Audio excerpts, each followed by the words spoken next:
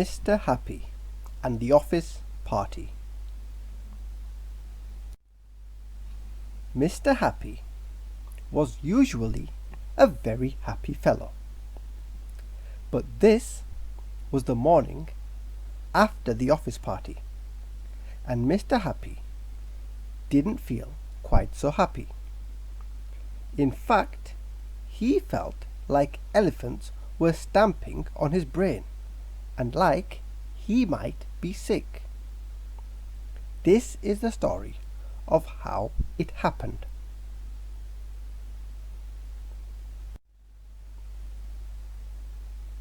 It was another normal day in the office. Mr. Grumble was grumbling about the printer. Little Miss Chatterbox was chattering at the water cooler, and Little Miss Bossy had called a meeting about meetings, about the new meeting process for meetings. Mr. Happy and Little Miss Magic had spent the first hour of the day emailing each other funny cat pictures.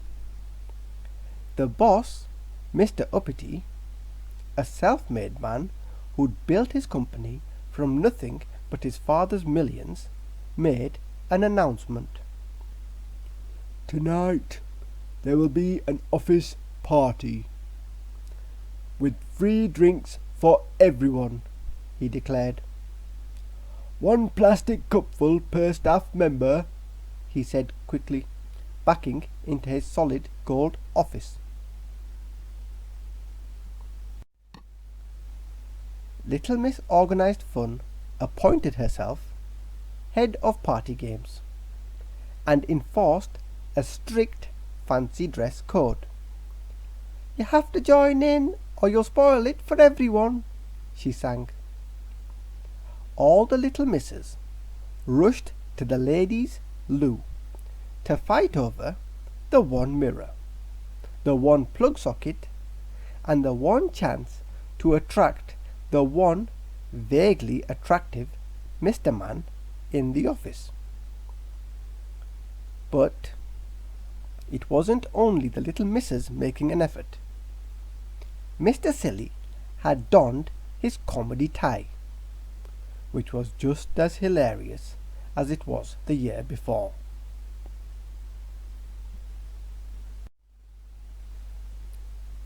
"It's so nice to get away from work," said Mr. Small, as they stood around the office talking about work. Mr. Happy made a beeline for the one bowl of crisps, but got cornered by Little Miss Chatterbox. "My youngest is potty training and has a tooth coming through," he said. "Do you want to see a video of him playing Frere Jacques on the xylophone?" They all danced awkwardly in a circle and hoped the boss would leave soon.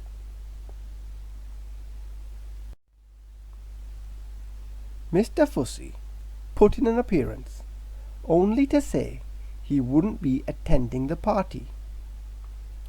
He was just there to put a note on the fridge saying, "Would the individual who keeps using my soya milk kindly deposit 87p on my desk? I buy this milk specifically because I am highly intolerant and gastrointestinal distress is not a laughing matter." "I hope you catch the thief," said Mr. Happy, laughing. "Perhaps it's the same person who takes all the forks. Do you know where all the forks go?" Mr. Grumpy also didn't want to be there. He had made it clear that he was not a party person, and so he wasn't best pleased when he was selected as one of the contestants in Little Miss Organised Fun's office crystal maze.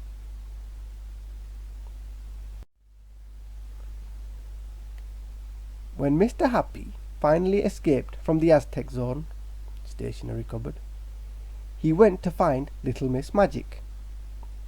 For some reason, the office party always seemed a lot more fun when he was with her. But instead, he got stuck talking to Mr. Noisy. Mr. Noisy had a habit of talking very loudly. He had no sense of personal space. "Haven't seen you in a while," shouted Mr. Noisy. "Not avoiding me, are you?" He also had halitosis.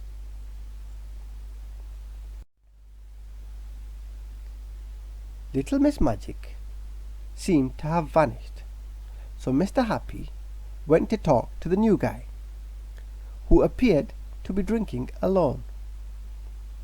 "Don't think we've met. I'm Mr. Happy," he said. "What's your name?" "Mr. Nobody," the man said. "From accounts. I've worked here for 10 years.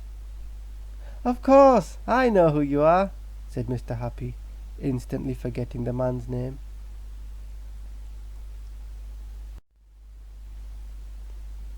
The one bowl of crisps was running dangerously low, so Mr. Happy went to find Mr. Mean, who was in charge of petty cash. "These are times of austerity," said Mr. Mean. "We just don't have the funds for these sort of things. We've all got to tighten our belts." Mr. Mean then excused himself, saying he had to go and check on something.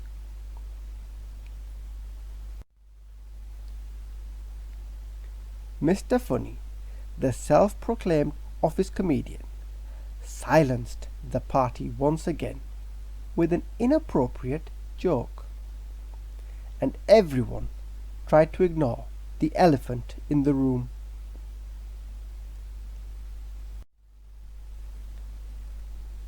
Mr. Happy wondered if 5:30 was too early to leave, but then Little Miss Magic appeared, as if by sorcery. "Sausage roll?" she said, holding out a platter of snacks. "How did you get those?" said Mr. Happy. "You've got enough to feed the 5,000. "Magic," she replied. "Now let's go turn some water into wine." And off they went, narrowly escaping Mr. Tickle's wandering hands.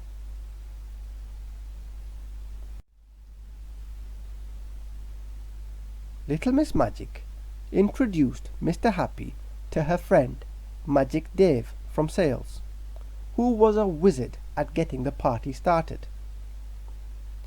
The see-through man from accounts appeared next to them.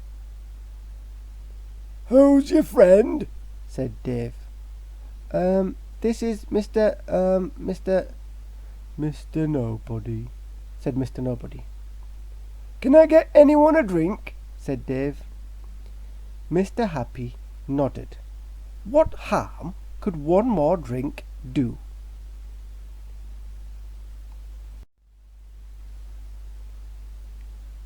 Mr. Happy didn't remember anything after that.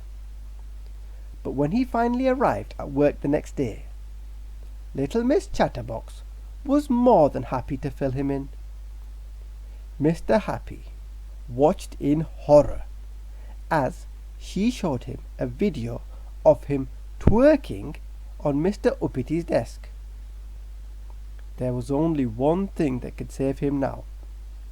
He headed straight for the biscuit tin. It was empty.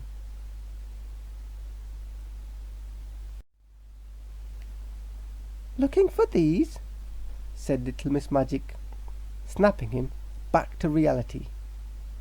She was holding a packet of hobnobs. "Where did you... how..." stuttered Mr. Happy. "Magic?" "Not really. I keep them in here," she said, opening a drawer full of biscuits, soya milk, and forks. For the first time that day, Mr. Happy smiled. He smiled again when Mr. Mean was transferred to the Kuwait office, and they were able to buy as many crisps as they liked. But do you know what made him smile the most?